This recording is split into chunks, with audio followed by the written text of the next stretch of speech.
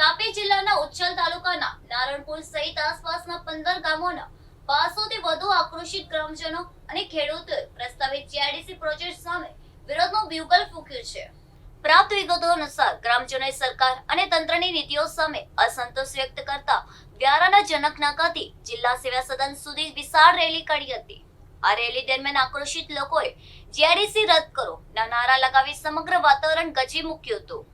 ભવ્ય રેલી બાદ ગ્રામીણ અગ્રણીઓએ તાપી જિલ્લા કલેક્ટરના રૂબરૂ મળીને આવેદનપત્ર સુપરત કર્યું હતું અને પોતાની ઉગ્ર રજૂઆત નોંધાવી હતી। આ વિરોધ પ્રદર્શન પાછળ જમીન સંપાદન અને કાયદાકીય ભંગના ગંભીર મુદ્દાઓ રહેલા છે। ગ્રામજનોએ સ્પષ્ટ અને કડક શબ્દોમાં કહ્યું છે કે તેઓ પોતાની આજીવિકા સમાન ફળદ્રુપ જમીન કોઈ પણ સંજોગોમાં જીઆઈડીસીના બાંધકામ માટે આપવા તૈયાર નથી। પ્રસ્તાવિત ઔદ્યોગિક ક્ષેત્રની ખૂબ જ નજીક શાળાઓ, સેન્ટ્રલ કિચન અને રહેણાંક વિસ્તારો આવેલા છે। જો અહીં ઉદ્યોગો સ્થપાશે તો ભારે પ્રદૂષણ ફેલાશે, જેનાથી માસૂમ બાળકોના સ્વાસ્થ્ય અને શાંત ગ્રામીણ જીવન પર વિપરીત અસરો પડશે તેવી ગહેરી ભીતિ ગ્રામજનોએ વ્યક્ત કરી છે।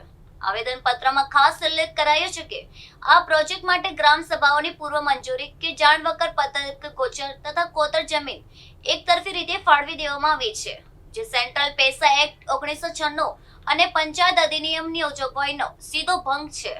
હું કલ્પેશ, ગામ નારણપુર ને હું ખેતી કરું છું। અમે અમારો પ્રશ્ન લઈને આવ્યા છે કલેક્ટર સાહેબ પાસે કે અમારા ગામમાં જે જીઆઈડીસી બનવા જઈ રહી છે, પડતર કે સરકારી પડતર, એમાં જે જીઆઈડીસી બનવા જઈ રહી છે એનો સખત વિરોધ કરીએ છીએ અને અમારા ગામના લોકો, સરપંચ તેમજ તાલુકા પંચાયતના સભ્ય ને આજુબાજુ ગામના સરપંચો અમે સર્વ જનમેદની સાથે અહીંયા રજૂઆત કરવા આવ્યા છે અને અમે એ જીઆઈડીસી ઈચ્છતા નથી। અમે ઉકાઈ વિસ્થાપિતના લોકો છે। અમારી જમીનો ગુમાવીને અમે વિસ્થાપિત થયા। વિસ્થાપિત થઈને અમને મળ્યું છું। સરકાર ફરી પાછી જીઆઈડીસી લઈને આવી એ બી અમારા વિસ્તારમાં અને ભવિષ્ય અમારું ઉજ્જવળ થાય એવી સરકાર અમને બાંહેધરી આપે છે, પરંતુ એ જીઆઈડીસી અમે કે અમારા ગામજનો ઈચ્છતા નથી। તો એ જીઆઈડીસી કોના માટે? તો એના વિરોધમાં અમે અહીંયા આવ્યા છે, આવેદનપત્ર સાહેબને આપ્યું છે ને મીડિયા મારફતથી હું સરકારશ્રીને નમ્ર અરજ કે વિનંતી કરું છું કે મારી વાત કે અમારા ગામની વાત હું મારા થકી મારી મીડિયાની ઉપસ્થિતિથી સરકારને દર્શાવવા માગું છું કે જે જીઆઈડીસી બનવા જઈ રહી છે એ રદ કરે। એ જીઆઈડીસી ફક્ત ને ફક્ત ઉદ્યોગકારો માટે બને છે, પરપ્રાંતીય લોકો માટે બને છે।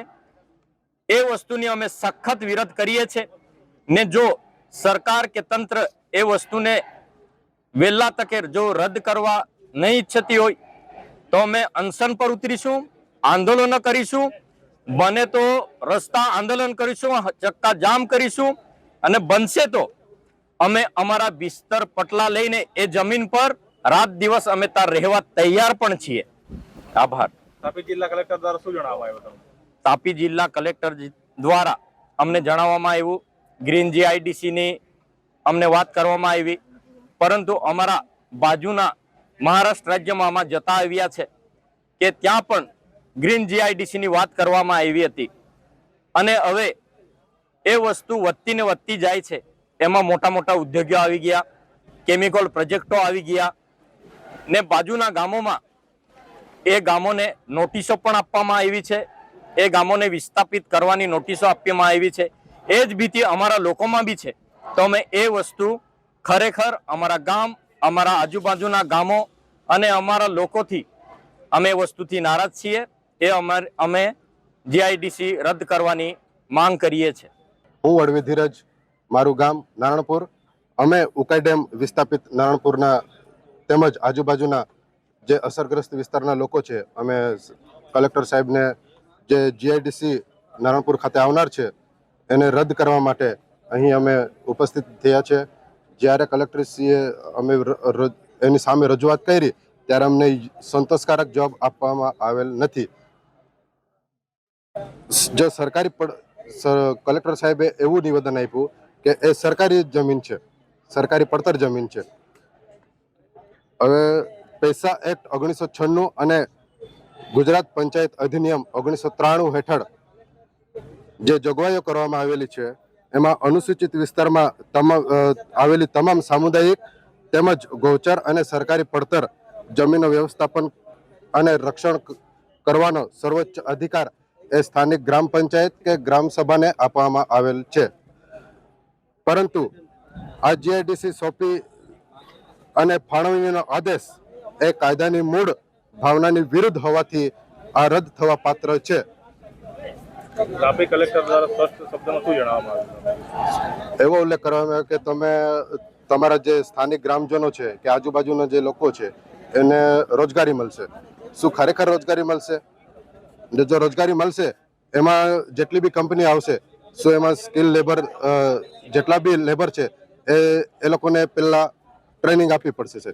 ને મોટા ભાગે બધા અભણ છે ને જે લોકો પાસે જે ડિગ્રીઓ છે એ લોકોને જ મળશે.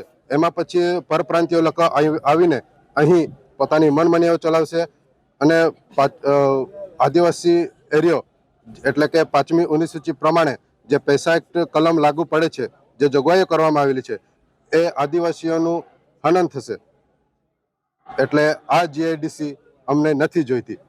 જો જરૂર જણાય તો અમે રસ્તા રોકો આંદોલન પણ કરીશું, તેમજ અમે અનશન પર બેસીશું, તેમજ અમે ગાંધી ચિંધ્યા માર્ગે પણ ચાલીશું, તેમજ જરૂર પડે તો અમે ગુજરાત હાઈકોર્ટમાં PIL દાખલ કરીશું. એટલે અમને આ જીઆઈડીસી નથી જોઈતી અને નથી જોઈતી.